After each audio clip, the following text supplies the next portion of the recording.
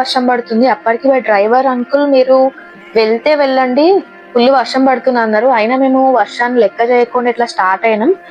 So ఇంత కష్టపడ్డాం కాబట్టి వర్త్. ఎందుకంటే ఇక్కడ కిందకి అసలు యాక్చువల్లీ అలౌ చేయరు, కానీ ఈ కింద అసలు వాటర్ లేవు కాబట్టి అక్కడ దాకా వెళ్ళినాం. ఇంకా నెక్స్ట్ జపాలికి వెళ్దాం అనుకున్నాం కానీ ఫుల్ వర్షం పడ్డాయి. సో జపాలి క్యాన్సిల్ అయింది. అప్పటికే టైం ఈవినింగ్ 6 అట్లా అయింది. సో నెక్స్ట్ మాకు 12 o'clock అంగ ప్రదక్షిణం ఉంది. అంగ ప్రదక్షిణకి స్టార్ట్ అయిపోయినాం. నేను ఫోన్ తీసుకెళ్లేదు.